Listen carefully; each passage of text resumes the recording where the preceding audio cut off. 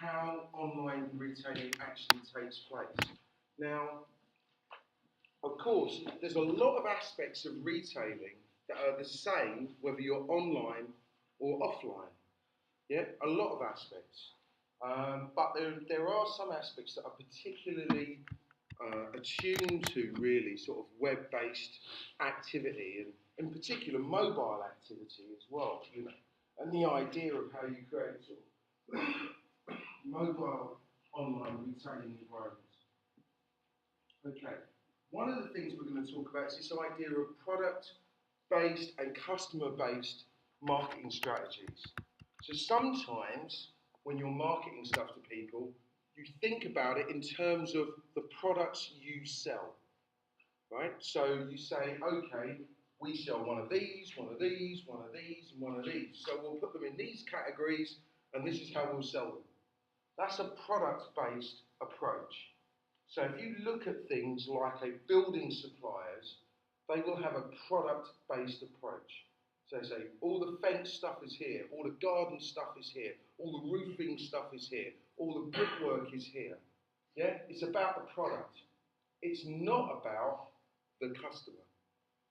Yeah? So if you've ever gone into, say, a building suppliers and you're not a builder, you always feel about that big, don't you? Because everything is just organised by products. And so if you're not a builder, you won't know which products. So therefore you feel terrible. Agreed? Then you get other environments, ones which are much more customer based, and they have marketing strategies and marketing approaches that are based around the customer. So they sort of say, well, what kind of a customer are you? And you say, oh, I'm this kind of a customer. And they go, oh, go over here. Or I'm that kind of a customer. And they say, oh, go over there. Yeah, so it's much more about the kind of person that you are, the kind of customer that you are. Okay, and customer-based marketing strategies are really useful. So I suppose the classic one might be someone like Dell.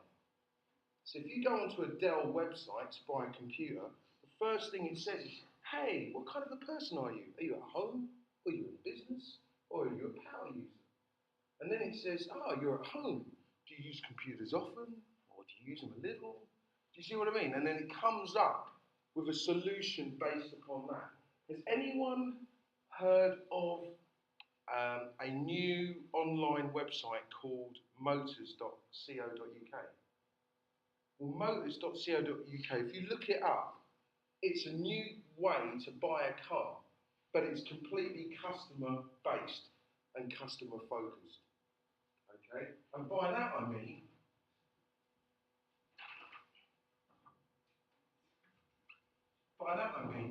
what it does is, it doesn't say, what kind of car do you want?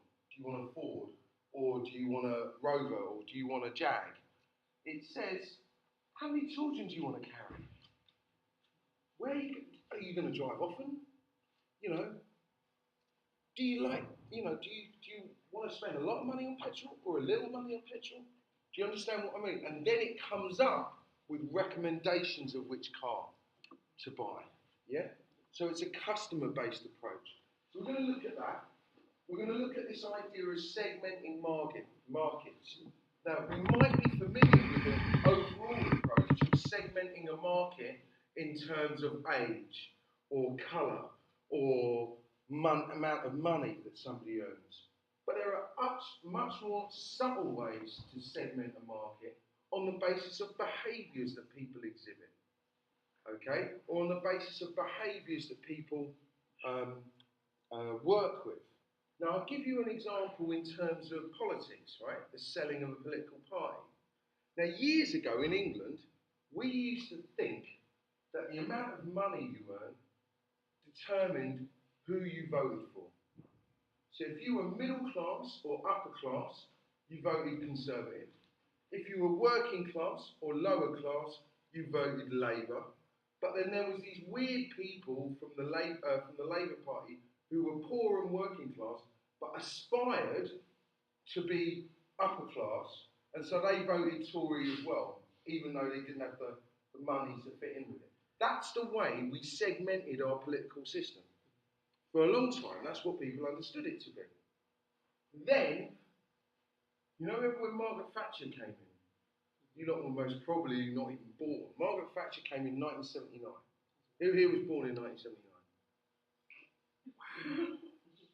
Okay, so when she came in, right, the people that voted for her not because of the amount of money that they earned, but it was a new thing. It was their aspirational level, what they wanted to become, or what they wanted to believe they could become. You understand? And that came throughout the strata of different people. So you could have someone who earned no money, but he wanted to become somebody. So he would vote for her. You could have a middle class guy who had a lot, but still wanted to do more, and he'd vote for her.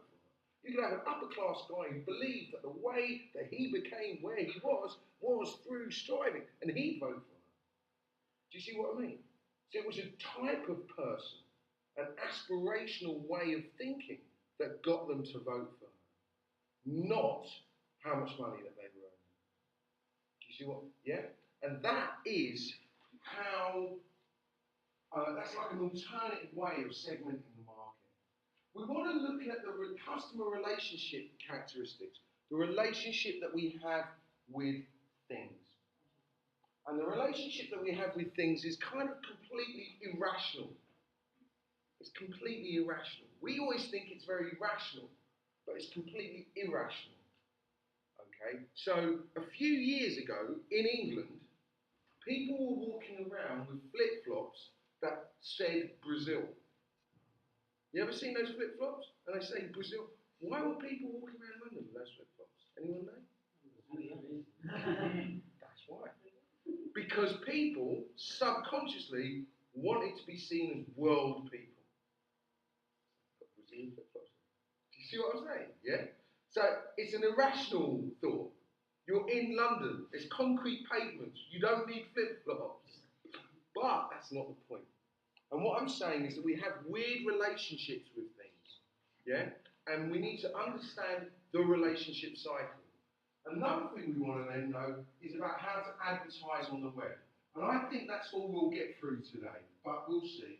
If not, we may also go on and talk about how we can use things like email marketing. And I've just been doing a lot of work on that myself for a new business that I'm about to start. And also how we create and maintain brands on the web. And whether brands on the web actually mean anything at all anymore. Yeah? There was a lot, and this is what I love about this subject really, is that everything that people said 2 years ago kind of gets thrown away. So the stuff I was teaching on this subject 10 years ago, most of it's just not true. You know, and the question is, are there brands on the web? You know, are there really brands on the web? Brands in the way that we view something that you say, I want it because it makes me feel this way, or it gives me this kind of perception, or this view of my life. Is that true of things on the web? Well, I don't know. Because WhatsApp doesn't have a brand, but millions of people are using it. No one even knows what the logo looks like anymore. Do you know what I mean? No one knows what they believe in, or what they think, or what their common culture is. All the things we would suggest that were part of a brand don't exist, but millions of people are using them. So it's a real question about whether brands, one, translate on the web, and whether they mean anything. Do they actually mean anything? Okay, and then we'll look at some mechanical things like viral marketing and the ideas behind that.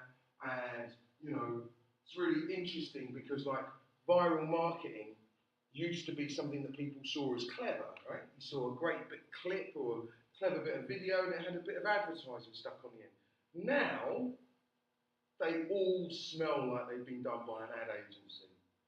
Yeah? And because they all smell like they've been done by an ad agency, no one's particularly that interested in them.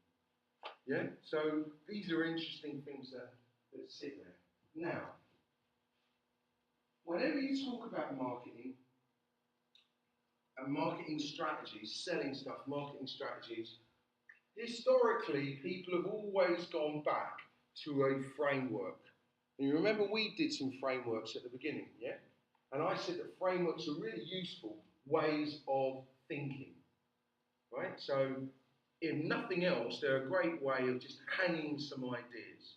And in marketing, the framework that they always use is something called the 4 Ps. Does anyone know what the 4 Ps are? Yep. Right, go for it. Promotion, place, people, packaging. No, but I like it. She was close. You got 3 of the 4 Ps. Anyone want to give the last one?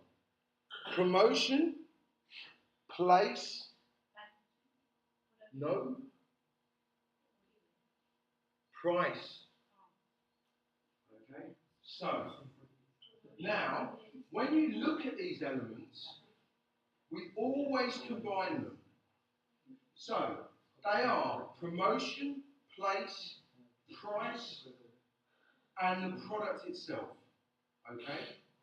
The product, the price, the promotion, and the place.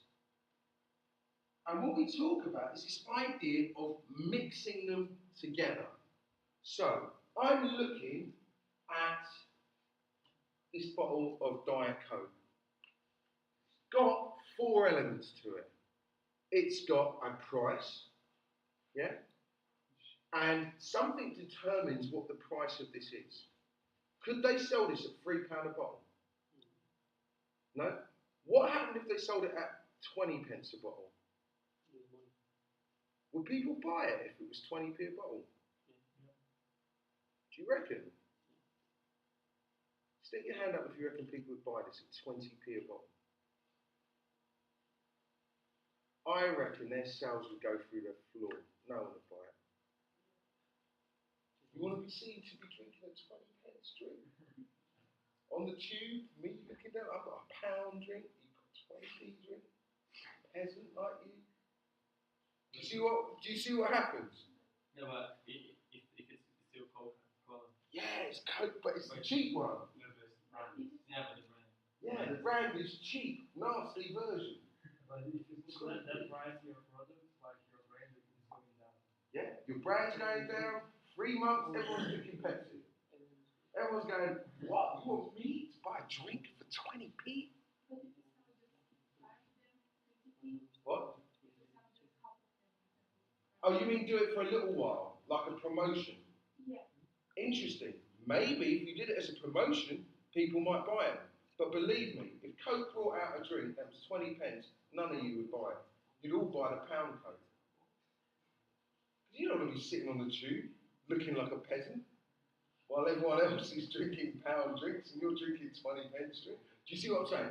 I'm joking. In a way, I'm joking. But what I'm saying is, price is really important, and the point you made is really important. Promotion. Because if that price is linked to the promotion in some way, that's different, isn't it? Yeah? That's different. Okay, you want to drink that? Okay, oh no, we haven't finished with it. Okay, next thing is the product itself. Okay? What is this? What is this? This stuff in here, this dark brown stuff, what is it? What? What? I like that beverage. It sounds French, doesn't it? Like it might be useful. What is it? What? It's a soft drink. Okay, do you want to help me a little bit? What does that mean? What is this? It's a load of sugar, a load of water, and some chemicals. But we want to call it a soft drink. It's not a hard drink, it's a soft drink. It's a beverage. Do you see what I'm saying, right? So it's how you present the product. I tell you what that is. I tell you what that is. That is love. Because that product is presented to me as love. I've never seen that product presented any other way. Right, okay. Who knows what Coke's strapline is at the moment? Obviously, they always have, like, the real thing. What's their strapline? Very close to the strapline for Winkball, weirdly enough. What's their strapline? Anyone know? See, the love is so deep in you people that you don't even read it anymore. You just assume it's love. Shall I tell you what it is? What? No, it's not give you ease. You know what it is? Yeah, you're close. It's open happiness. When you do that, just outside that tube station, you and me and him are opening. Do you see what I mean? Yeah? That's how the product's presented. Open happiness. This is a soft drink. It's a beverage, but really, it's happiness. Unless it's a load of sugar with some chemicals and a tiny, tiny bit of cocoa. Okay, so that's the 4 P's, the marketing mix type thing. Okay, I'm just going to show you a little something on that, if I can get this to work. But, you know, kind of day we've had so far.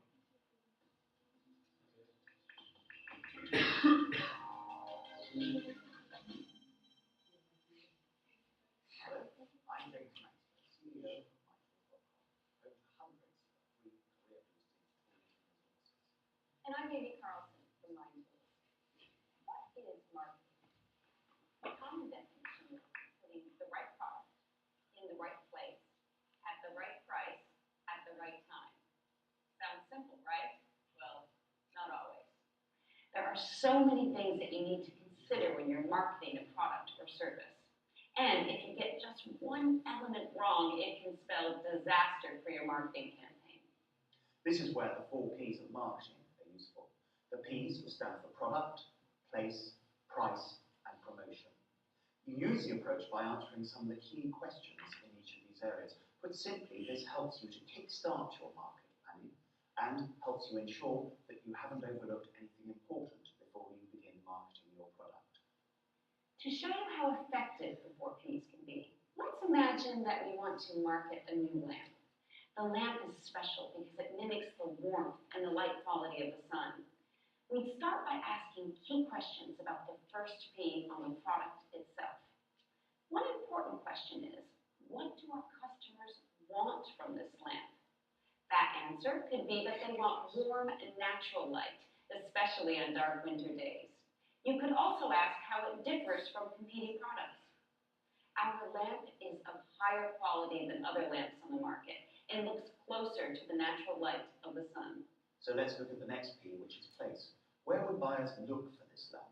Will it be stocked in a store, sold by sales reps, or sold exclusively online? The next P is price. Will customers think that the lamp is good value? Is your target customer price sensitive?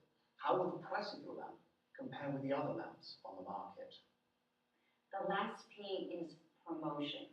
This is where you'll define when and where you'll be getting your message to your customers and how exactly you'll be delivering that message. So, what's the best way to market your innovative sun lamp to customers? One question that you need to ask is about timing. For our lamp, the best time to market it would probably be in the fall and the winter when everyone is craving light and sunshine.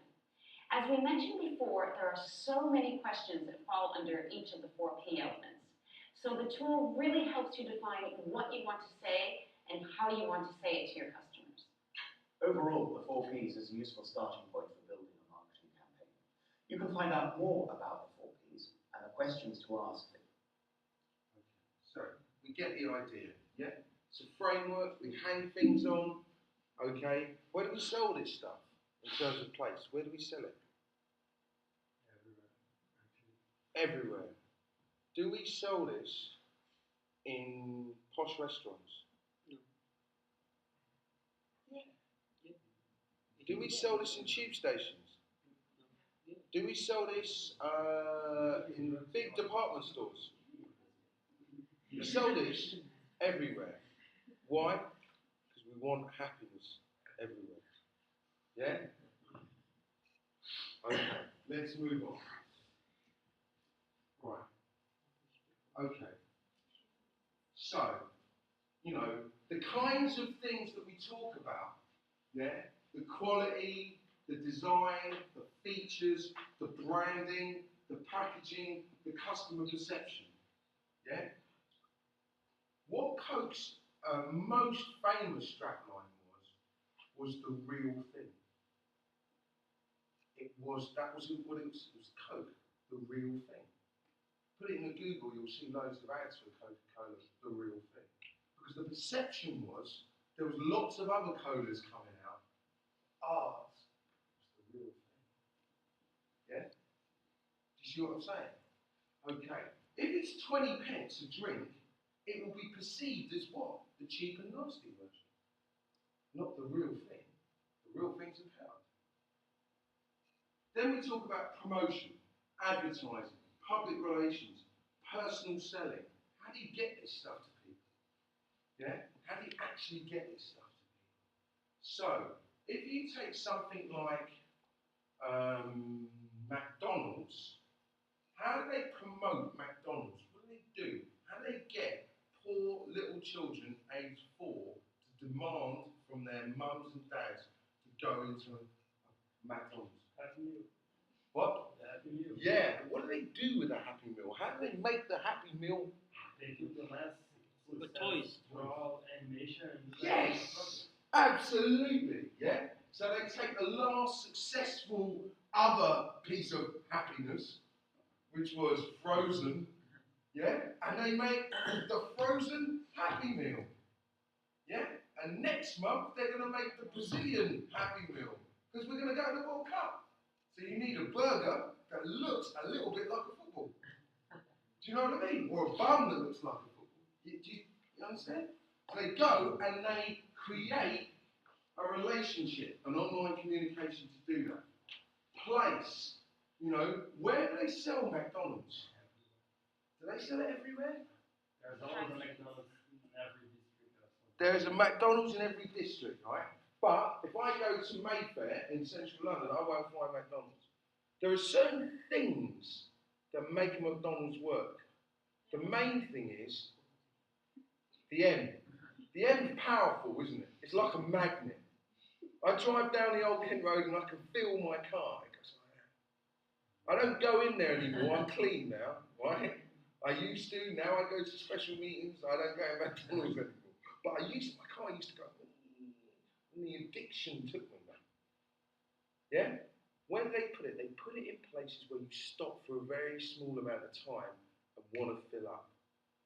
That's why there's McDonald's on the edge of so many garages.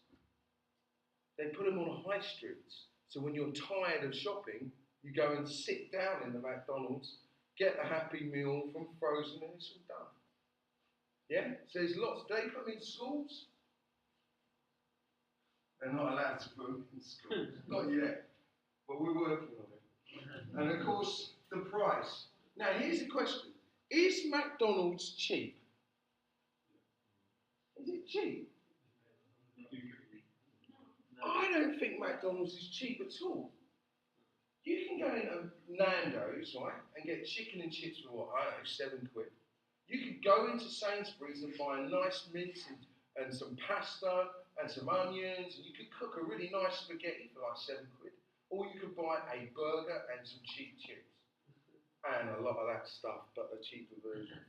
Yeah? £7. Do you see what I mean? It's actually not cheap, but we think it's cheap. Yeah? When we go in there, and how do they get us to think it's cheap? There's a trick that they use. It's a beautiful trick. It's one of the best sales tricks ever. In fact, I think it is the best sales trick of all time. What's the trick? They sell that as a meal. That's a great trick, but there's a better trick they do. Just a sandwich is almost the price of the whole meal. So like if you look at the whole meal, at the price like just £1 more than the just. Yeah, that's getting closer to the best trick ever. They don't put prices like pounds, but they put rather like 99 pounds. So it's like That's a good trick. That's another great trick. So there's the 99 pence instead of £1 trick. There's the get the whole meal trick. There's the make sure one part of the meal costs so much that the whole meal seems reasonable. But the real trick, the best trick, is get a large one. Get a supersized one. Get a large one. Do you know why get a large one is such a fantastic trick? It's because it costs them nothing. You think you're getting a bargain. Yeah? There's the basic meal, it's £4. The large meal is £4.50. You go, large meal. More black and white sugar, fantastic. I have more chips, fantastic. But what's going on? What's going on is they already cooked them chips. So they're just putting a few more chips in. Those chips are all profit. Why do you think that they always ask you for a large one? Ain't because they love you, it's because the extra bit is pure profit. Because they've done everything. They've already marketed it to you. They've already built the shop. They've already done all that stuff for the standard one. Why can't you get to buy a big one? The extra bit, the extra love is all profit. Do you understand what I'm saying? That is the genius. The genius is you think you're getting a bargain, but in fact, they're getting a bargain. So a communist like me won't buy a large one anymore, just purely because I know what they're up to. The fact that I'm hungry is irrelevant. I know what they're up to. But yeah, do you understand what I'm saying? The extra bit, it's like if you cook a meal, yeah, and you say, well, we're just sticking up a couple of extra chicken legs in it. Doesn't cost you anything. You've already cooked the meal. You've already put the oven on. Do you see? Yeah? You've already been to the shop. You've already put the oven on. A couple of extra legs doesn't cost anything. So any money I get for the couple of extra legs is fantastic. Yeah? Supersize me. Get a large one. So that's marketing. The framework for marketing. Okay. Now, if you're producing it online, you have a weird problem. And your problem is that the web presence must integrate with the brand and the image of the brand. It's got to feel the same way. Managers often think in terms of products and services sold, right? If you think about it in terms of products, then you take what's called a product-based marketing strategy. Right? And a classic example of that is somebody like Staples. So if we look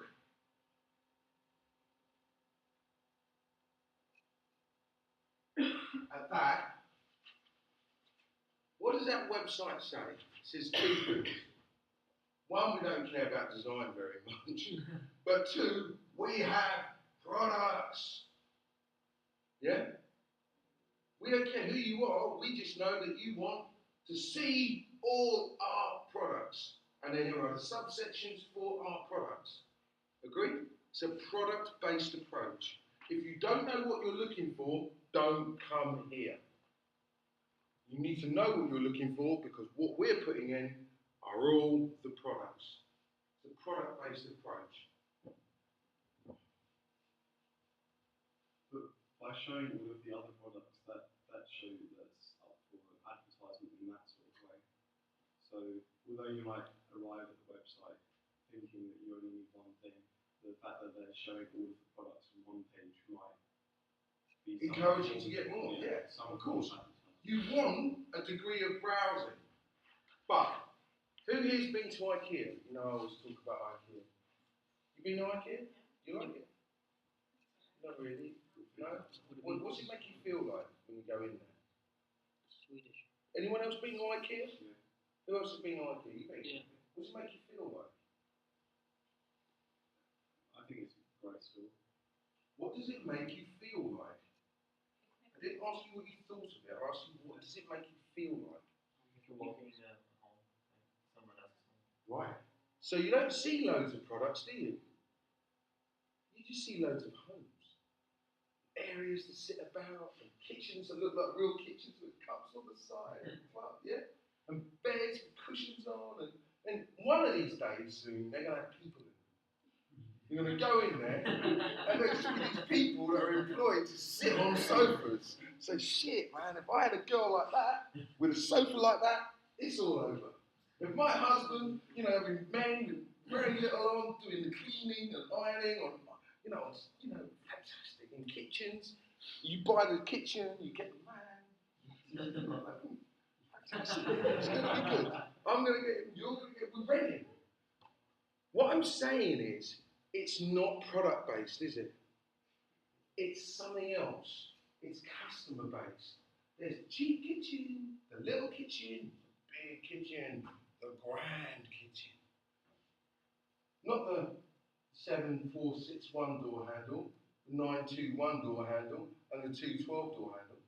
They don't do that. They do the beautiful kitchen, yeah? So that's a much different approach than that. Much different approach than that. I think it helps as well the layout of the store, how there's like one-way path to go around most of the stores. They just have one path all the way around, and so you have to like go through all of the products. So you need that if you're going to take a customer-based approach, because the customer seems to wander. This is for people that know what they want. Skillful people, office managers, book rooms with no desks.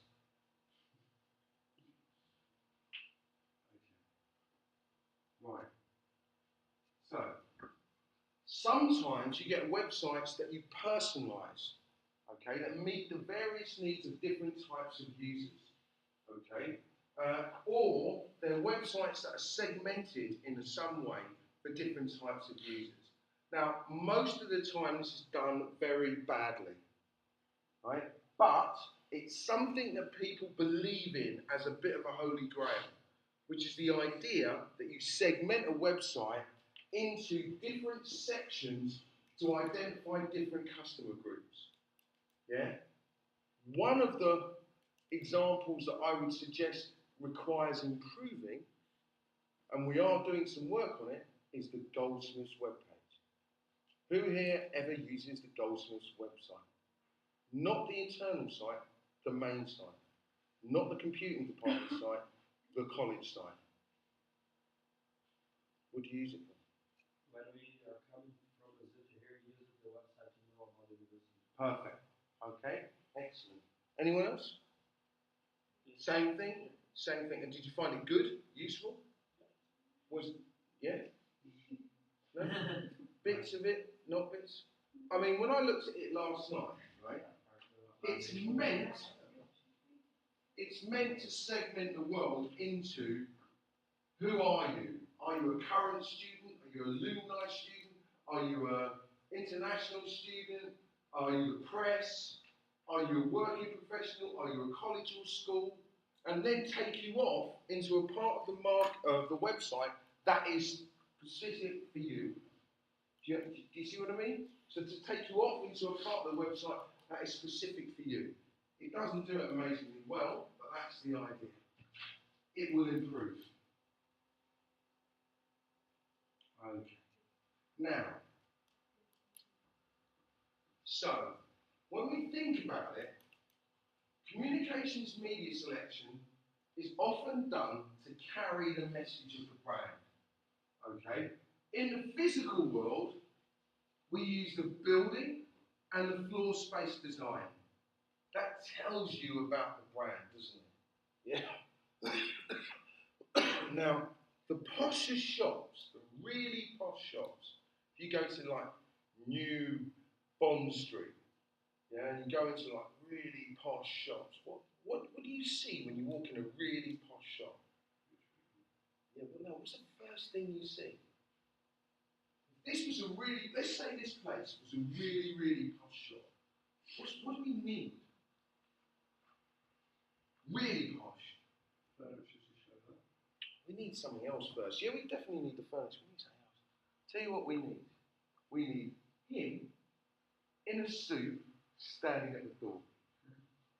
If you go to a shop and he is in a suit standing at the door, you think, this is posh. There's a bloke guarding the door to say hello to me.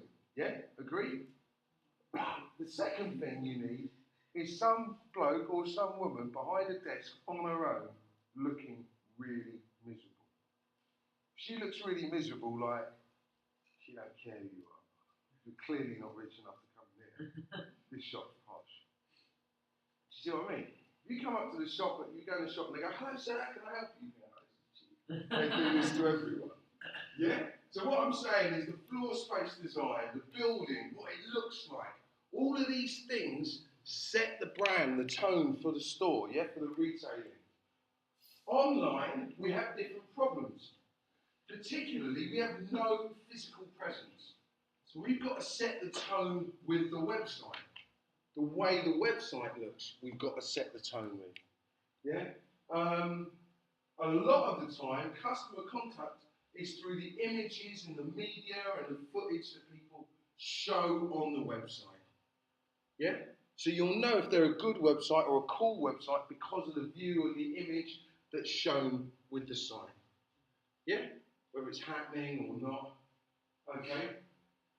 What we want to do is try and gain customer trust, gain some love from the customer without a physical presence. So without a shop to go in, we need to try and gain that trust from the customer. That's a difficult thing to do. But as much as you say that there's no physical presence, the physical presence of the website, the layout of it, is very important to welcoming the customer. Yeah, very much so. Customer contact is through things like the image on the website, the media on the website, and the website itself. Right? I went the other day to a website that sells really expensive sofas. Right? Like stupidly expensive. You know, like when I'm a kid and I thought one day I might have that kind of thing. You know, that ridiculously expensive sofas, right? Don't ask me why I'm looking at sofas. I know that there are other more important things in the world. We've got a war in Syria and another war in Afghanistan. But me personally, I'm thinking about sofas, right? And I'm looking. This website is so badly designed. It's unbelievable. I mean, it's shocking, right? Because they do really expensive sofas. So they've got a really expensive web designer to create a really expensive looking website. It's completely useless, but beautiful. I mean, it's beautiful. It's been done by someone who's got a first-class degree from the best design university in Europe. But you can't use it. Yeah? But they're happy with that. Why are they happy with that? Because they want their customers to come in their shop. If the website's too good, they ain't coming in the shop. If the website's just a catalogue, everyone goes, oh, better come in the shop. Yeah? There's a psychological bit to it. There's a psychological bit to it. I can't even see the prices on half the stuff. Yeah? Because they want me in the shop so they can size me up and get me on the biggest price they can. Okay. When we think about communicating, there is a scale, right? There, at one end, you have personal contact, one-to-one. And one-to-one is the most powerful kind of communication. It's the best way of selling something to someone. If you can, look them in the face, talk to them about it enough, sit with them, explain why their hack's so cool, why one of these days the laptop might be better, but you're a bright guy and that's why you got that laptop, because you know that one over there is all sugar and no spice. And this one's a root, do you know what I mean? So we should, that's the way you do it, right? Because you relate to them. Yeah. You can deal with them, basically, right? You can build a relationship. At the other end is a sign on a billboard that just says, get one this Friday. We don't know who it's for, we don't know when it's for, we don't know who's going to see it. So at one end are billboards, at the other end is personal communication. The web sits in the middle because you don't know who's looking at it, but when they are looking at it, they're kind of looking at it very close. So it sits in the middle of the continuum between a poster and that personal contact. When people do elections, they do all of them, don't they? There's the poster, and then there's the door-to-door knocking, isn't there? And the door-to-door knocking, hello, who are you going to vote for today? Can I kiss your baby? All that kind of stuff. And then there's the massive poster, immigrants out! You know that poster, right? So the two of those work in different ways. Now, the web offers the advances of personal contact and personal selling with the cost savings of mass media. So you get a bit of both with the web. Yeah? One of the things that's unbelievably personal is this. Yeah? You see these things?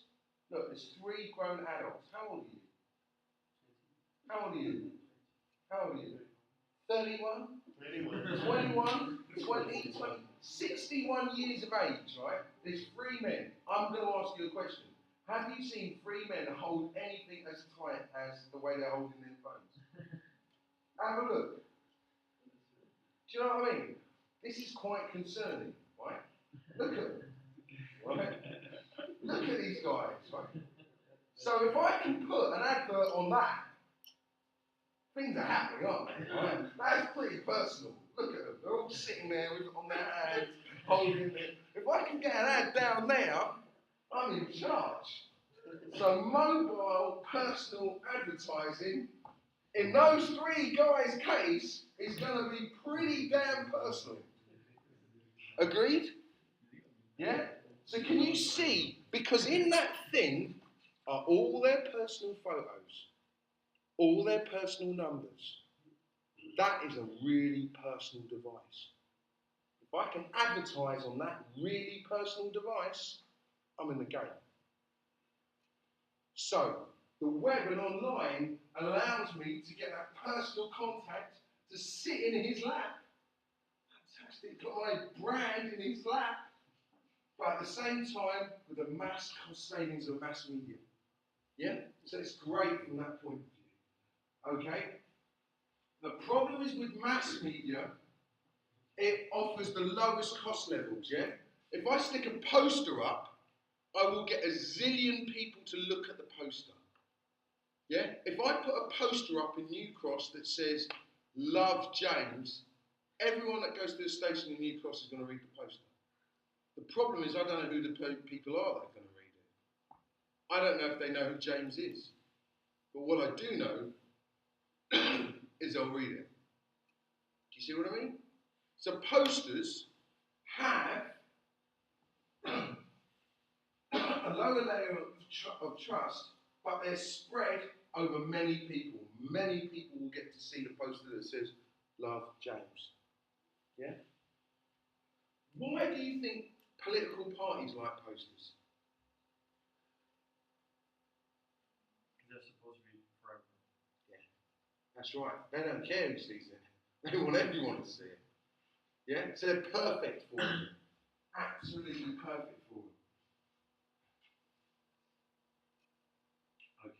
So, if we talk about trust, at the lowest end is mass media, yeah? And at the highest end is personal contact. So if somebody really wants to flog you something, they're going to get personal and come around your house and sell it to you. Yeah? If we really want to. And it's the same thing with the web. Yeah? Low level, the web in the middle, personal contact at the end. What that also means, if people want to sell you stuff you really don't want to buy, they'll do it with personal contact. Yeah? They want to sell you stuff you don't really want to buy. You need to get in there, shake their hand, etc. Okay. So, the complexity level in a product or a service is also very important. Products that are very complicated are difficult to communicate. Yeah? So if they're complicated, you generally want personal contact to explain them.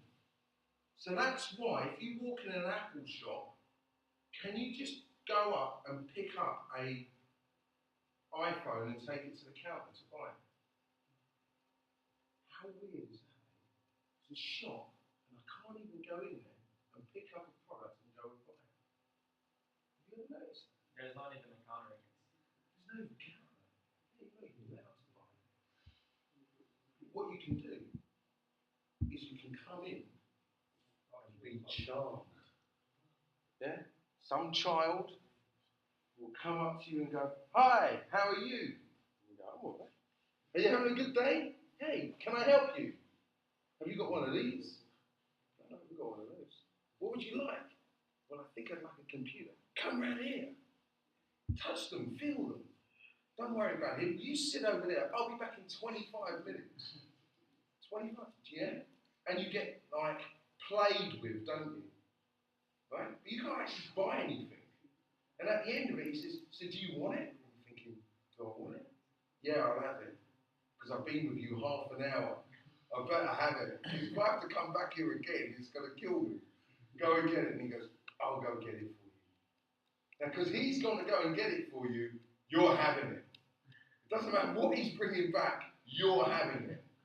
So there's no point, right, after you walk in the shop where you can get out of this deal. The moment you walk in the shop, they gotcha. Yeah? The child appears and he's gotcha. And you know, and what happens is you're leaving with the bag and he's waving at you and shit. See you later. He loves it, yeah? He's taking your email, your phone number, all that kind of gear, you know, personal details. What phone company are you with? Let me see if I can call them for you. What? You can call my phone company? I can't call my phone company. But you can. Do you know what I mean? It's like, yeah, we'll get it online. You don't worry. Yeah? It's all about that personal, complex selling. That's why they do what they do. Yeah? They don't want to sell people those without telling them how great they are. They want everyone to be charmed with personal contact. They won't do it any other way. They could set up vending machines outside Apple, right? Vending machines. And people could go along, put their credit card in and buy a Mac. They could do that all day long. People would do it. They don't want that. Why won't they want that? Because they're not that interested in it. They want the cue. They want the mystique of the online selling. Do you see what I mean? They can sell Macs at train stations. People buy them out of vending machines. They're commodity products. We all know what one is. That's not the point. We need to seduce you. Okay. So the level of complexity is a key characteristic to whether you go at the far end, the personal contact end, or the mass media end. Okay. And the web gives us this middle ground.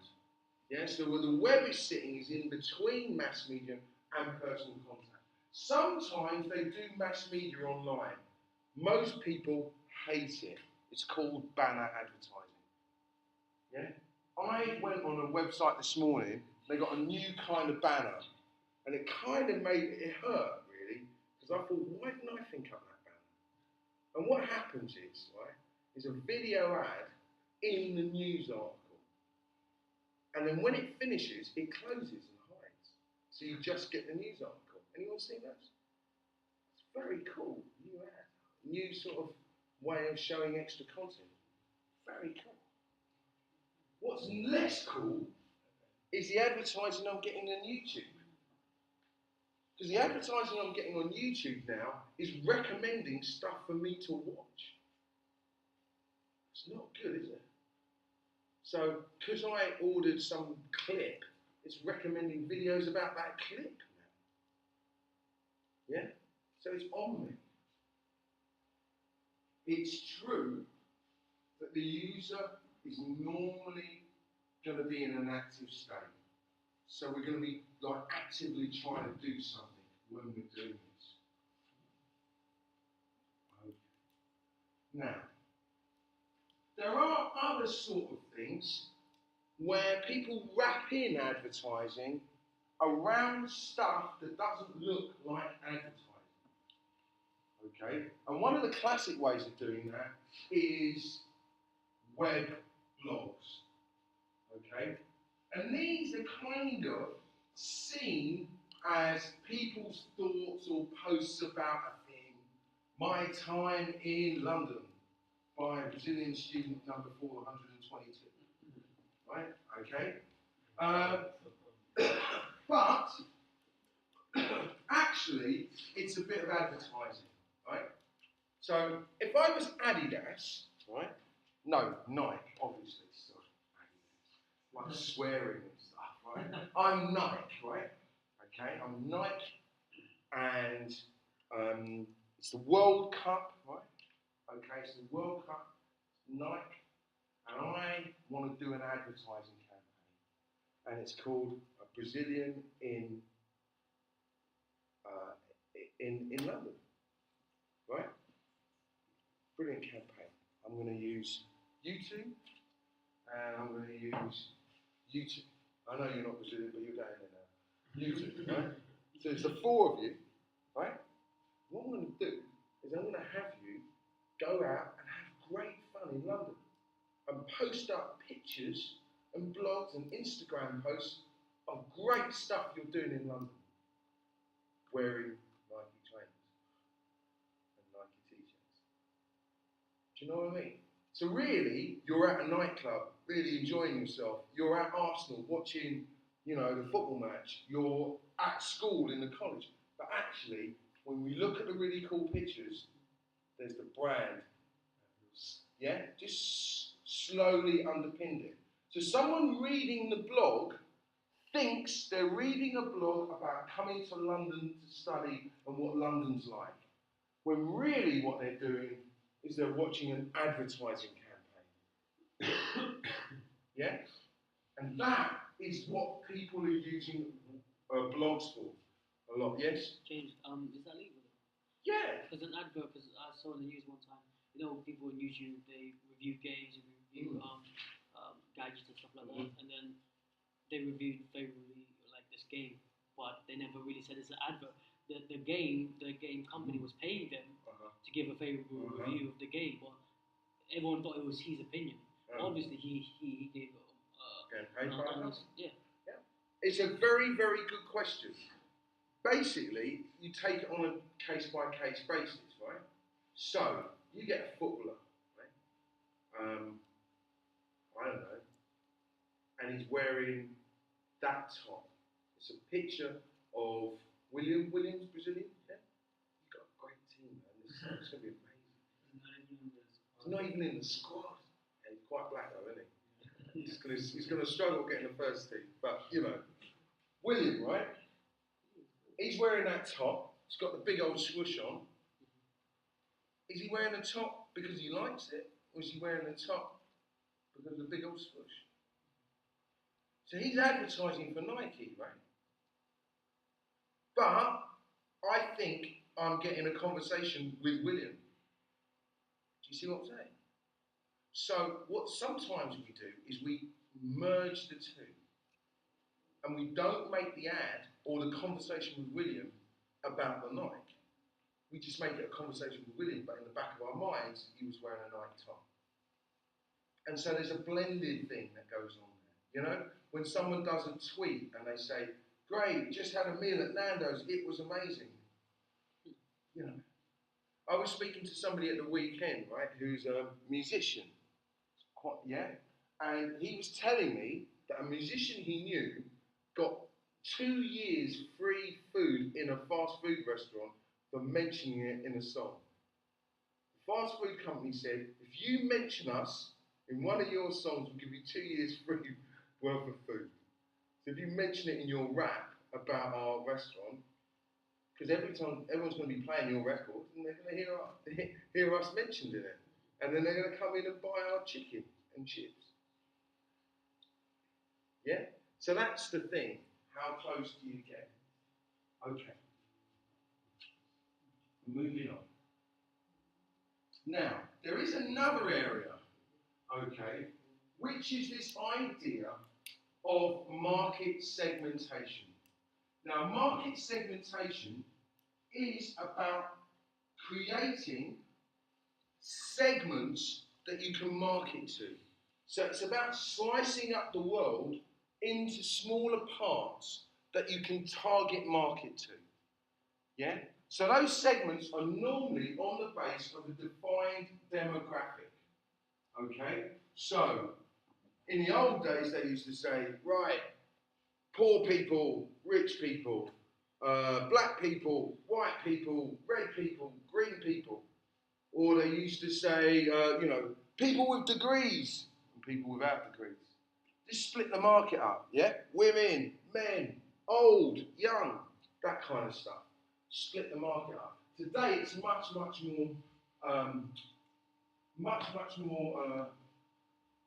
subtle. Yeah? Now, we also have an idea of micro-marketing. And micro-marketing is very small segments.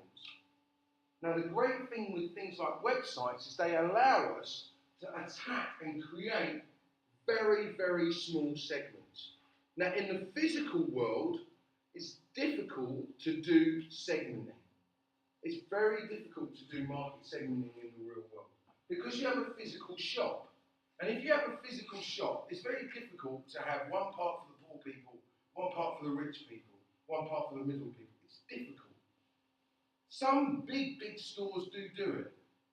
You know, if you walked into Selfridges, you kind of know as you're walking through, this is the peasant section. Peasant section, oh, slightly better, and then suddenly the carpet changes. This is the rich section. And then there's a door. You go through the door, then you're at the top section. Yeah? Peasant section, middle, all the way through. Okay? In the physical world, it's always difficult to do it because of costs. Yeah? Even like different kinds of shops. Yes? But the problem with that, what you just talked about that sort of segmentation, is although people might not be able to afford that sort of pristine placement in a shop, they would like to think of themselves as not lesser than any other people when they come to a shop. They would regard themselves as an equal. How does Selfridges make that happen? I'll tell you how Selfridges makes it happen. The bags. You know the big yellow bags? They make the peasant and the rich man equal. They both walk out with a yellow bag. You bought £200 worth, he bought £2 worth. Yeah? That's how you do it. That's how you click it back in. There are lots and lots of different approaches. One way was often to segment the world by area. Yeah? By area. Who thinks that this is a powerful way of understanding who people are? By area. Yeah? I've got a friend of mine who's a marketing manager. That's what he does. He does market research. He's good at it. He's done it for years. He told me that it is the one most important factor that defines people is their postcode. I think in Brazil you call it a zip code, yeah? The zip code. Is that for an area?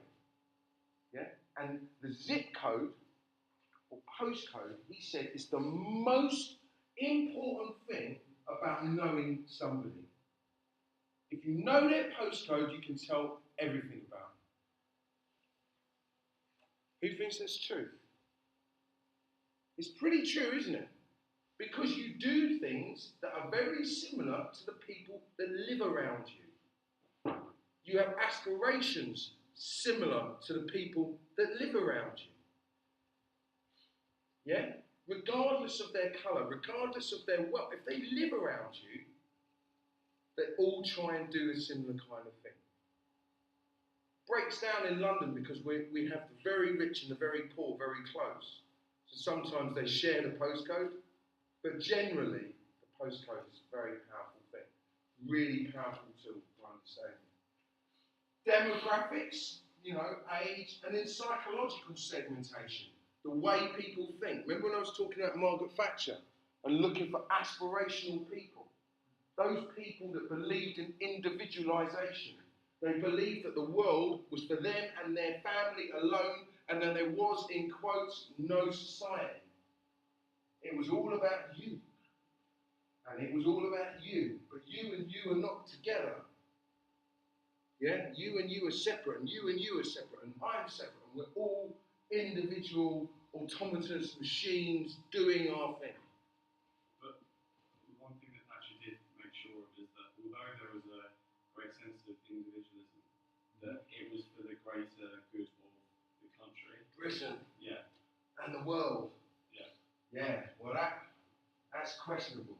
I always think, and I lived through Thatcher, I was at university like you now, when Thatcher was in charge, and what I always think is that she believed in something called a meritocracy. And a meritocracy is a thing whereby everyone gets to where they get to on merit. Only. Yeah? So people don't get a leg up because of their auntie or their uncle or who they know. But everyone competes on a great level. Yeah. Which is okay and sounds great until you're not achieving. Because if you don't achieve, that means it's your fault. Yeah? Because we've decided it's a meritocracy. And yeah, so she was very much into that. Yeah, very much into that. Okay, so let's have a little look at micro marketing.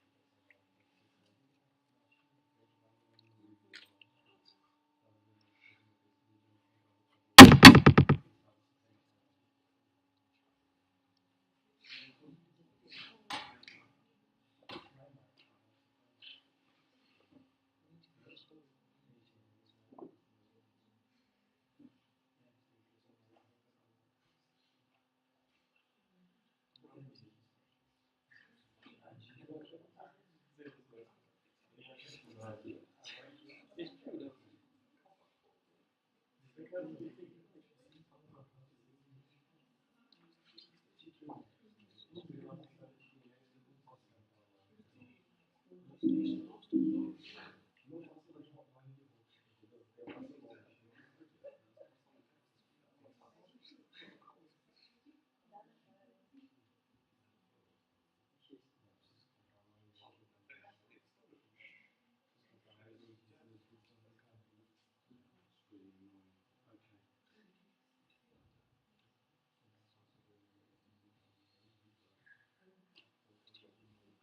So if we think about it, if we look at something like television advertising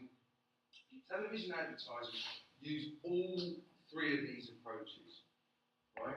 So they use geographic segmentation, they use demographic segmentation, and psychographic segmentation. They use them all, right? And if we think about it in something like, children's cartoons, yeah? So the type of advertising that you get around children's cartoons would be toys, games. But if you were thinking about football or baseball, the kind of advertising around that is snacks, beer, and cars. Yeah? So if you watch Sky, who sponsors the football on Sky? Four. Yeah. And who's running the main advert for it as well? Nissan. It's Ford, Nissan. Okay? And of course, the other one that you would put here, So gambling as well. gambling. That's right.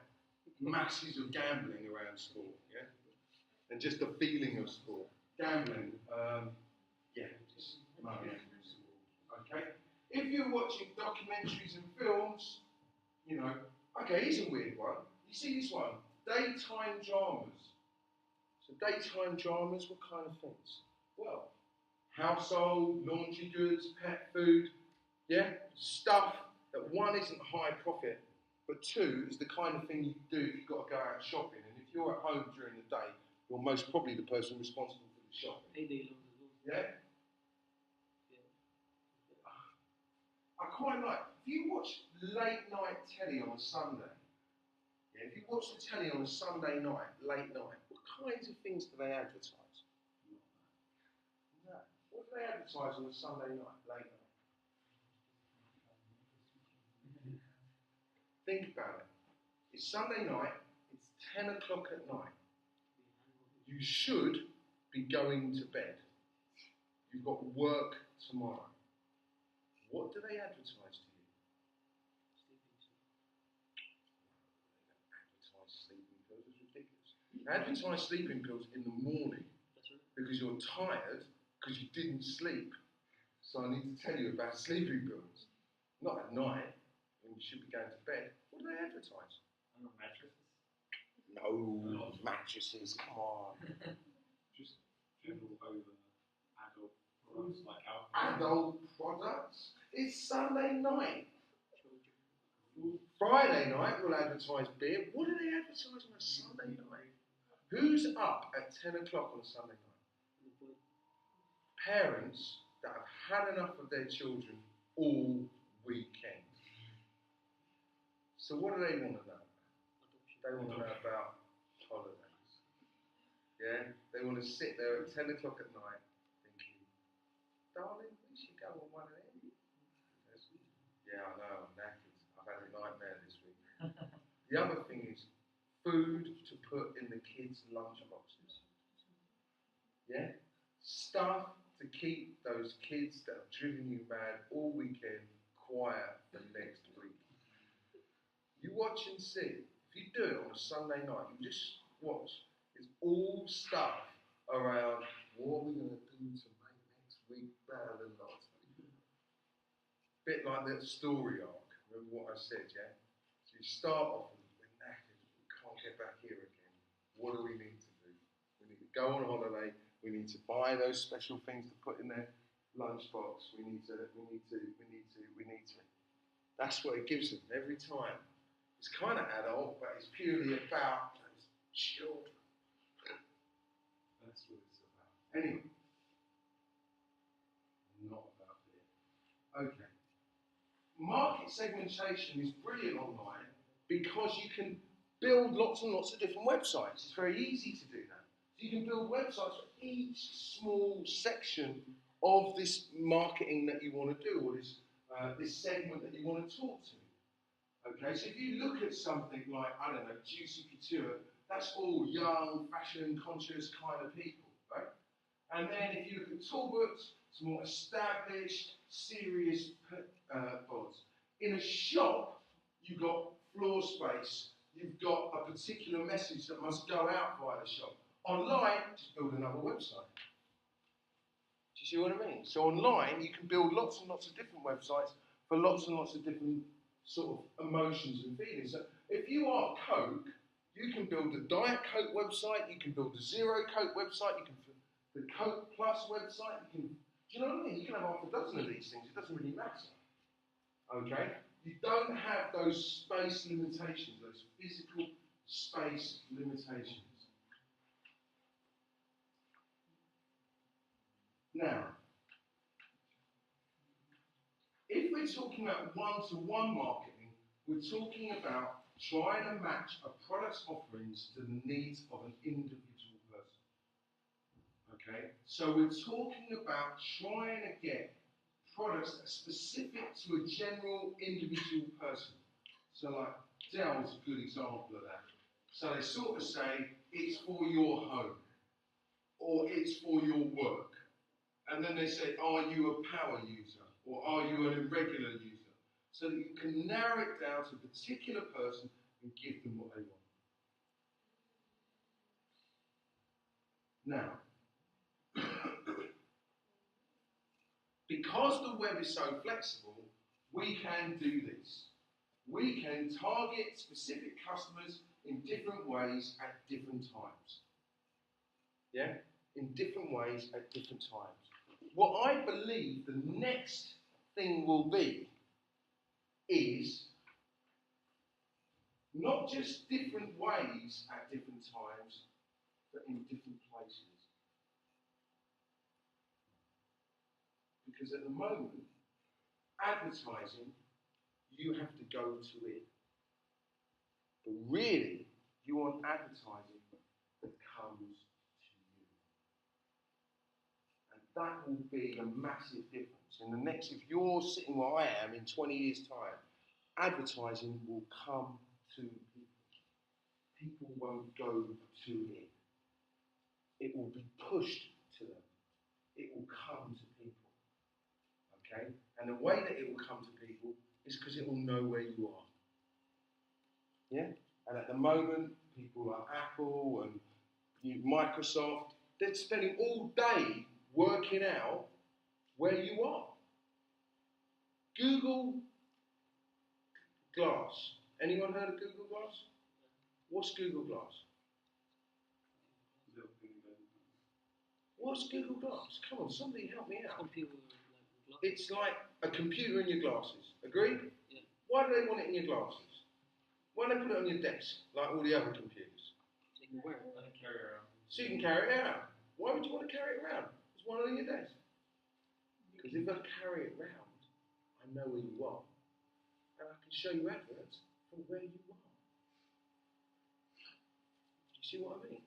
So I'm walking down the road and it says, there's a burger bar 2 blocks along. Yeah? Your friend Harold lives in that block over there. You don't know him because you only ever virtually chat with him late at night. But he's good looking and he only lives 2 blocks over there. Yeah? Because I know where you are. And that's my point. Do you understand what I'm saying? Advertising will be where you are. Yeah? You won't go to it, it will come to you on the basis of where you are. And that's what I think that next step will really look like. Okay. So, let's think about customer behaviour for a minute. Okay? And we all kind of behave in different ways at different times. Okay? Now, the same person, me, I need different products, different services, depending upon the occasion. Okay? Now, sometimes that's behavioural, okay, because I'm doing a particular behaviour, so I need something, and I work on it in that particular behaviour. And sometimes it's on an occasion, something's happened. Now, I'll give you an example of, a good example of behavioural segmentation.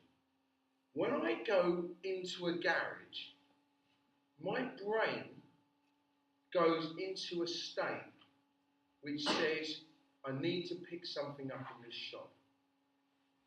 Randomly. I need to satisfy a small desire in this shop. Preferably while I'm in the queue. So what does it sell me? Chocolate. Sugary drinks. Bits and pieces. Yeah?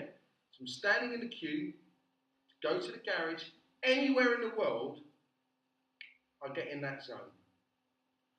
Do I buy the same chocolates when I'm in Sainsbury's? Even the chocolate aisle, if you go down the sweet aisle in Sainsbury's, there's no one there.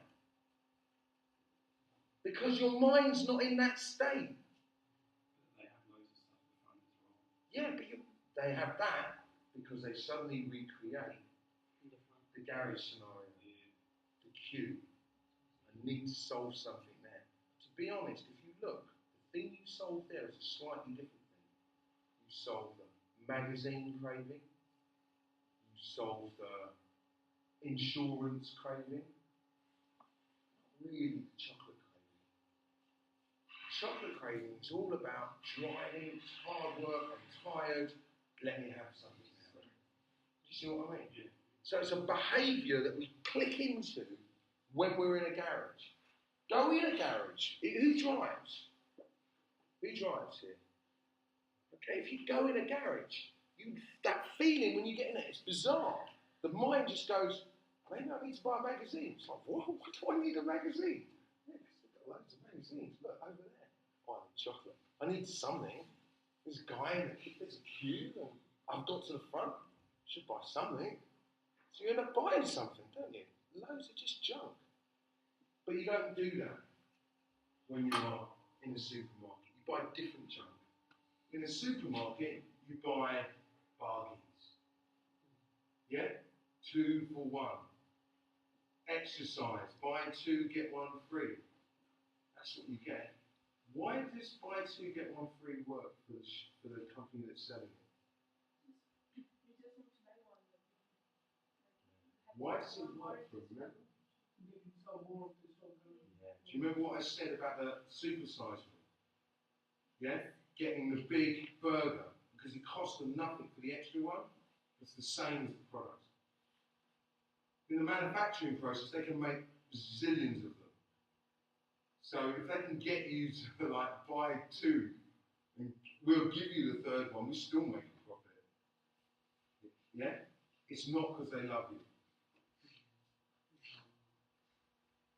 Okay, so this is most probably not going to work because none of my other videos work.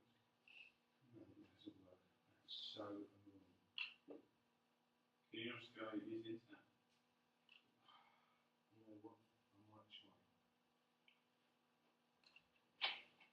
If not, I will get them all together for you for next week. That is really, really annoying.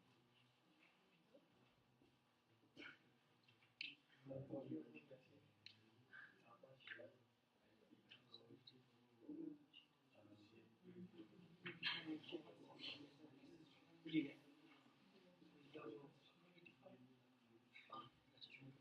Have a nice day. I believe you.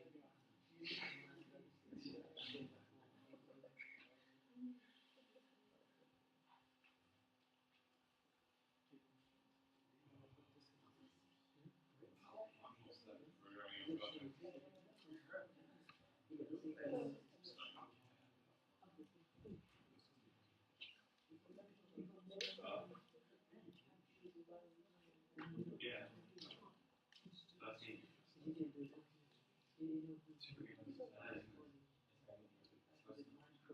I'll remind you.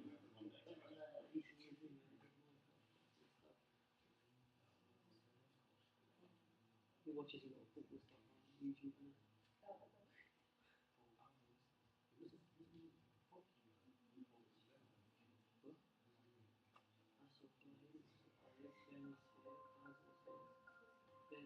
The biggest marketing challenge today is finding new customers. Companies are trying to find the most effective and efficient ways to prospect for these new customers. They are looking for the best solution to answer 4 big questions. Who are they? What do they look like? Where can I find them? What is the best way to reach them? Micro-marketing is the solution. It's the ultimate new customer prospecting tool. Micro-marketing is a strategy in which marketing efforts are focused on a small group of highly targeted consumers. Micro-marketing allows companies to move away from mass marketing and invest their time and resources where they'll get the maximum return. We focus on action-oriented insights because, after all, what good is information if it's just sitting on the shelf? Micro-marketing provides you with demographics, behavioral insights, and media preferences on your existing customers to allow you to really understand their consumer DNA. This can be done by brand, by location, by product, or by service. From that consumer DNA, we are able to twin your best clients by finding new clients who highly resemble your existing clients with pinpoint accuracy. We can drill down to specific neighborhoods to provide name, address, and if possible, phone numbers of these highest potential new customers. Micro-marketing is useful in any industry and available in most markets. Micro-marketing, the ultimate new customer prospecting tool. Contact us today to learn more.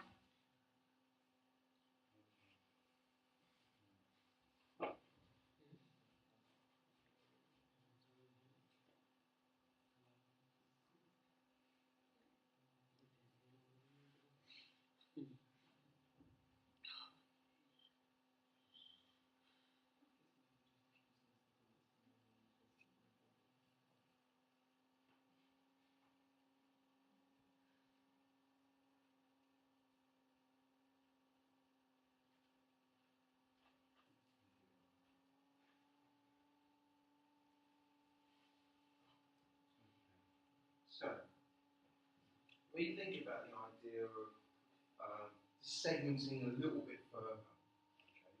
Okay. Now, sometimes what we're trying to do is we're trying to segment the world by classifications of people's behaviour. So we say they're this kind of a person, or they're that kind of a person.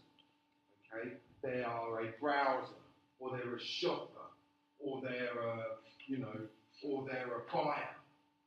So they have a certain kind of attitude or behavioural characteristic that defines them. Okay, so what you then want to do is create a site that matches or maximises the potential to match with that kind of behaviour.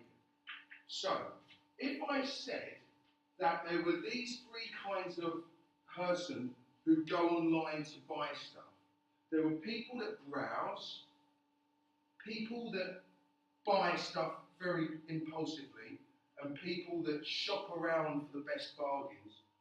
Who here would say they were a shopper, shopping around for the best bargains? Yeah? Who loves a bargain? Stick up your hand if you love a bargain. Yeah? You're a shopper, you love a bargain. Yeah? You like a deal. Look, smile on her face. Bargain. Yeah, I like one of them. What about who's a buyer? Who's like, I've got to have one? Like now, I don't really care what the deal is, I've got to have one. Yeah? I mean, I feel the pain if I don't get it. So I mean, if I have to wait long, I feel the pain. I've got to have one. And so the rest of you browsers, yeah? So who is a browser? How would you describe yourself? A little bit of each. So it depends on what it is you're trying to buy. What about you, sir? What? I think you just buy something. You buy, but how do you buy it? Is what we're talking about. You're not sure.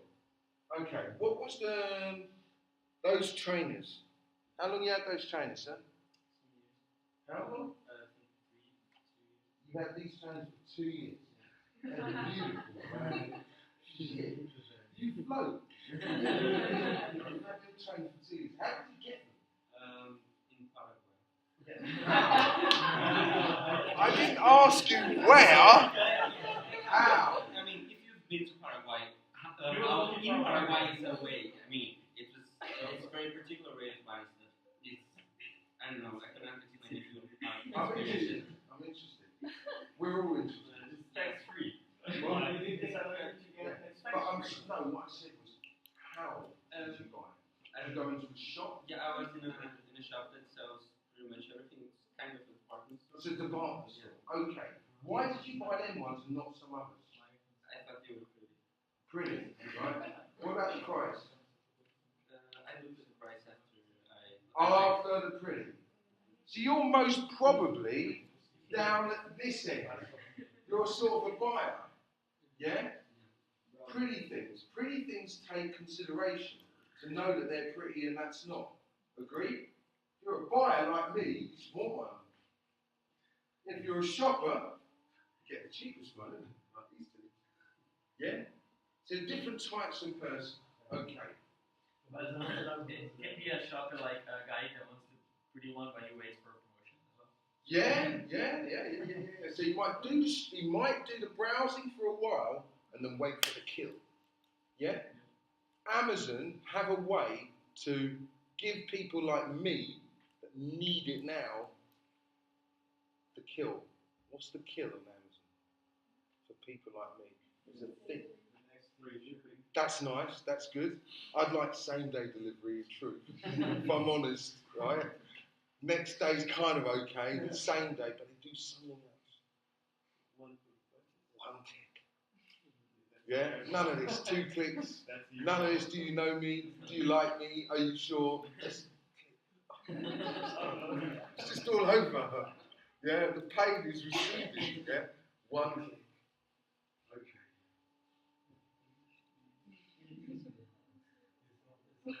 Okay. So, if you look at browsers, they're people that just surf, look around, and the website should offer them something to look around for. Yeah?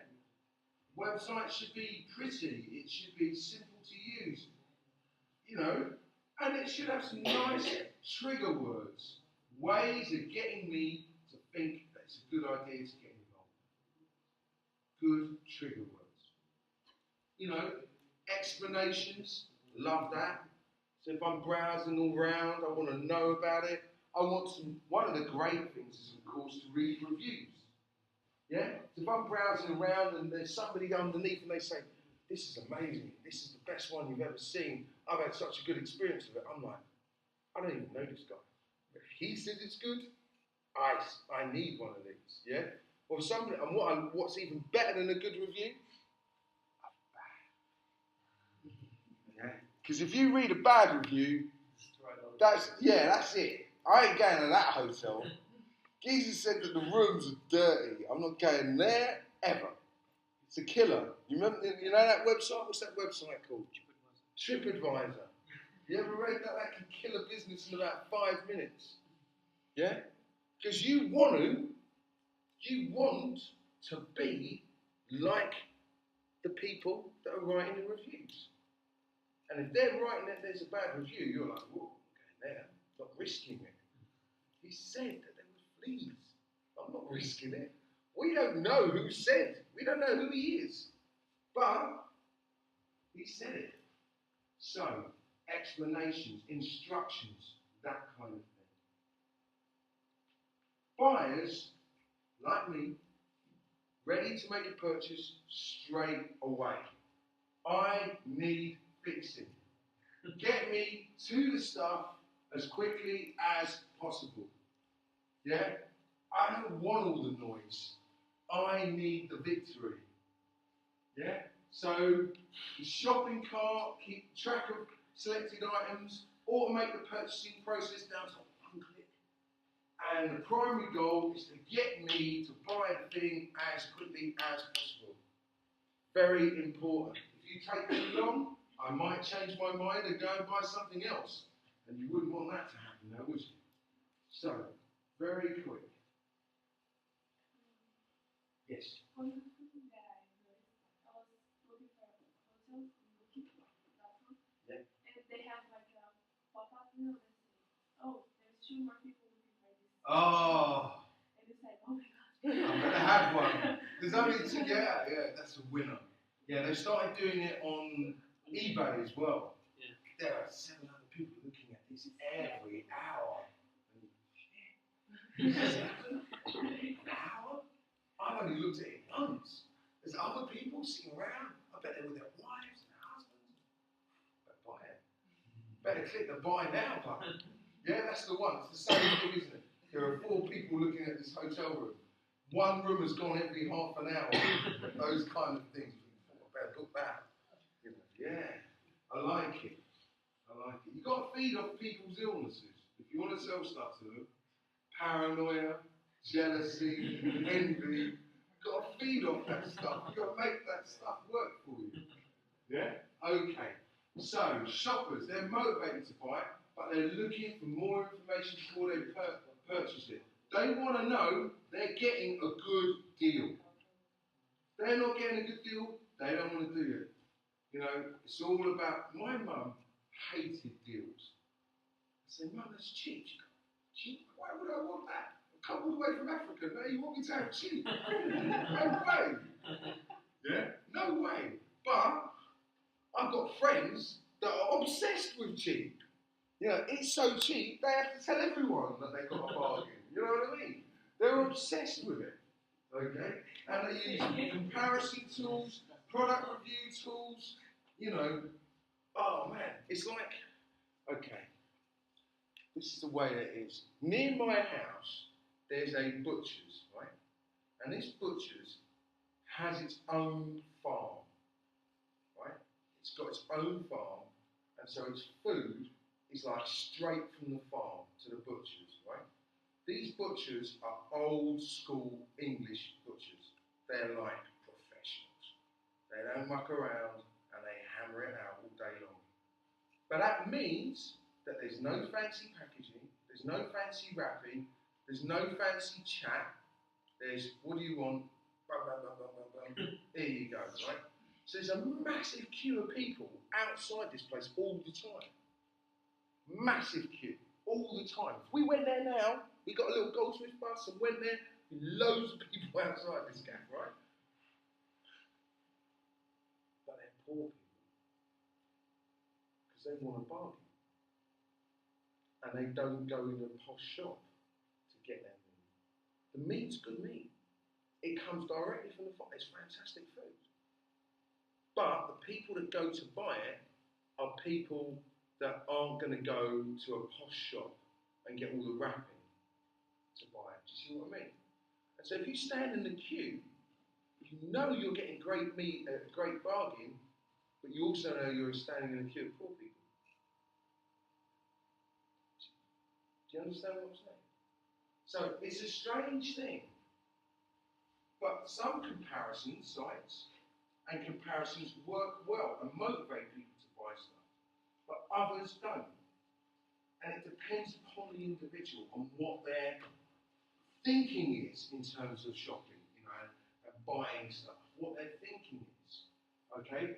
One of the things is people do not retain behavioural categories from one visit to a next.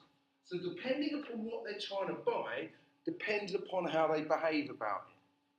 Every time I do impulsive buying of expensive things, I get it wrong. I never learned that every time, if I just buy, because I'm bad, I'll see a car and I'll go, that's the one. Then the guy goes, do you want to sit in it? I go, why would I want to do that? It's a car. Do you want to look at the engine? I said, do I look like a mechanic? Do you understand what I'm saying? I just buy it, but I always buy the wrong one. It'll always not be right because I didn't browse it. I didn't go through it. I always make that mistake. But most people are not as stupid as me. Most people change their strategy depending upon what they're buying and what they need. Yeah? So for certain things like car insurance, comparison sites, comparison tools. Yeah? But for books, one click. As quickly as possible. So it all depends upon what they're buying and when they're buying it. Okay. So there are alternative models. This is a very famous model or framework for looking at people. Right? So you can talk about people as simplifiers. So simplifiers are people that just want convenience. Yeah? You can have surfers. And surfers are people that find information, explore new ideas, or shop. Right? We can have bargainers, people that search for good deals. We can have connectors, people that want to stay in touch with other people. We can have routiners, people that do the same thing over and over and over again. And we could have sportsters, people that spend time on sports and entertainment sites and stuff. Okay, right, we're going to play a little game. I've just thought of it, I want to play it. Right, you lot are all students, agreed? Okay, we want to create a classification system for students based upon behavioural characteristics. So we're going to create our own McKinsey's 6 types of student based upon behavioural characteristics. Okay? So, who's going to offer me up the first type of student? Desperate. Desperados. So we call them desperados, yeah? The first category of student is the desperado. Okay? So tell me about the desperado. The guy that doesn't do anything all term and then gets to the last minute, he tries to do everything. Yeah, and he's normally a he? Yeah. Okay. The desperado. Do we all recognise the desperado? Yeah? Who's the desperado in this class?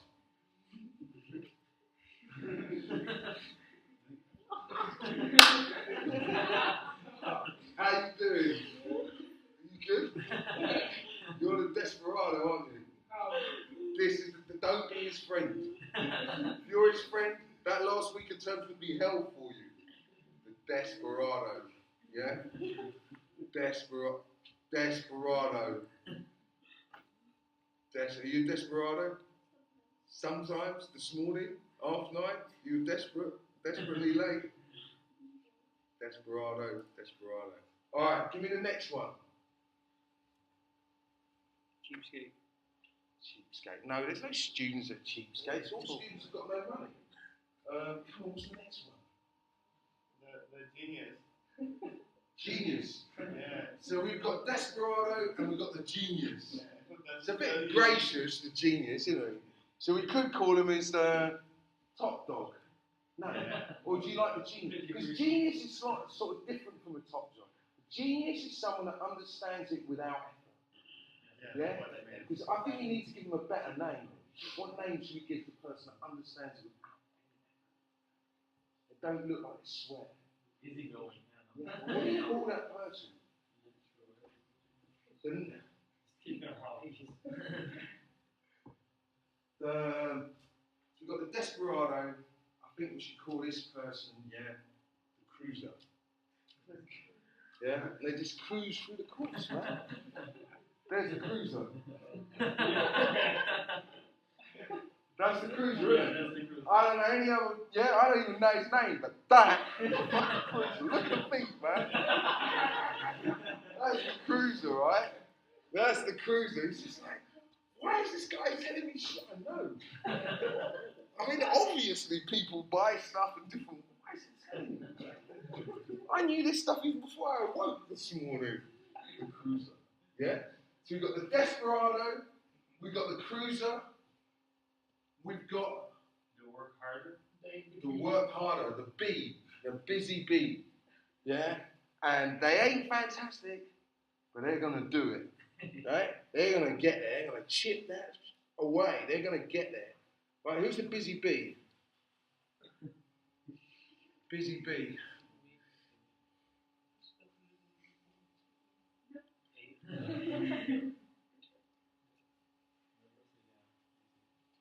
Definitely him. Pretty sure her. I reckon she's got a full page of notes. Half these people ain't even got a pen, right? Yeah, look at them. Look at them. Look, there's 3 of them. They ain't got one pen, right? No, she's got a pen, that's good. She's most probably a bee as well. Okay, yeah. So we've got the busy bee, we've got the desperado, we've got the cruiser. Now we're looking for the king. And the king is the why? He spends his entire time, or his entire time going, well, why? They want to learn stuff, yeah? They just question everything. Why? Why? Why? Why are we doing this? Where does this fit in? Why do I have to get up at this time in the morning? Who is this person? Why is he wearing a suit? Yeah? I was one of those students. I was like you when I was at university. It's like a white person, yeah? Always asking why. Do you understand what I'm talking about? We're looking at ways that students behave. I think, actually, for this college, it would be really useful to understand the behavioural characteristics of students, the way they behave, because then you can help them. You can find all the cruisers and get them to help other people who are desperados. Or you can get all the desperados and make them deliver their assignments early. Do you see what I mean? And say, look, we've got 3 assignments this year, but you're a desperado. You're going to deliver yours all in the first term. So I know you begin. Do you see what I'm saying? But you, no. I want them to pass. They can stay like that, but I need them to pass. I don't want to see you the next year. But I don't want to. There will still be a desperado, like. There'll always be a desperado. It's a desperado, always a desperado. Like, he's just doing his homework. Fantastic. Is a desperado always a desperado? And is a cruiser always a cruiser? Okay, there is another student. There is another student. I reckon there's one that just goes, I don't even know why I'm here. Why am I here? I mean, you know, it's nice outside. Weather's great. am I here? Why am I here? I've got no idea. I had to come here this morning. I came early. I'm here. Why am I here? Why am I here? What, I mean, what is all this stuff? Why are we in a room? Why is it so dark? Why am I here? Yeah? And every day, you get up in the morning and think, in the future, something better's going to happen than this, isn't it? Yeah? That's the whole thing. Yeah? The cruiser knows that everything's sweet anyway. Yeah? Everything's going to be cool, because it always has been. But you're like, one of these days, man. No grey walls, no bad windows. Do you understand what I'm saying? That's the importance. If you want to sell stuff to people, if you want to understand people, you've got to be able to do that kind of thing. Yeah? Fundamentally, you've got to understand what kind of people are. Yeah? Now, the truth is, all of you could be classed as adventurers. All of you. You've all decided and made a conscious effort to go out of your comfort zone, to come here, to do this course at this university. All of you.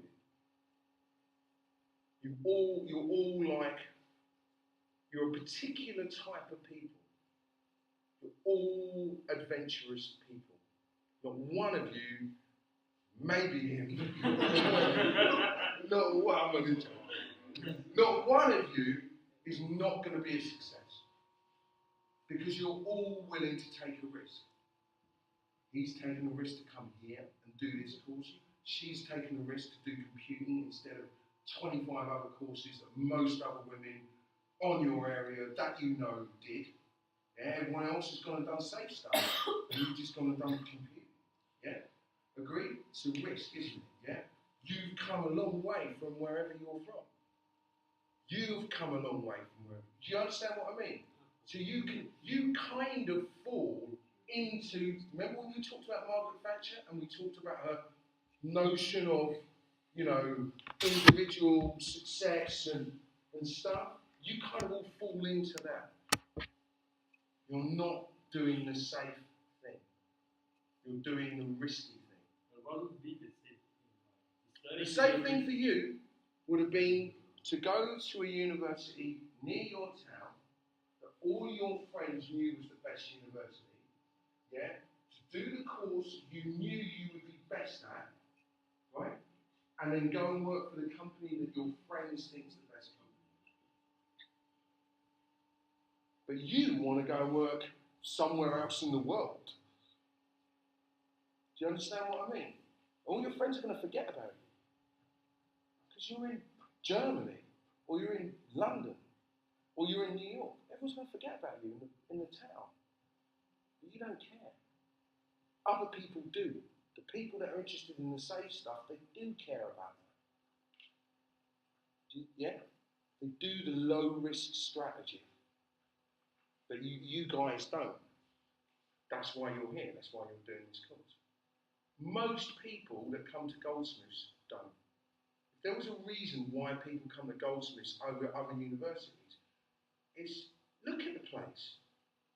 It's a 5-star university with 2-star building. We ain't got no tables today. Do you see what I mean? But you get enthusiastic teachers, enthusiastic students. You know, it's a different place. It's a different way of looking at stuff. Yeah, and that's part of the sort of Goldsmithian thing. Anyway, I hope that we've done a fair amount of thinking about people and buying and stuff. Next week, we're going to crack it on, look at advertising and marketing, and in particular, then go on and look at like email marketing and stuff like that. Yeah?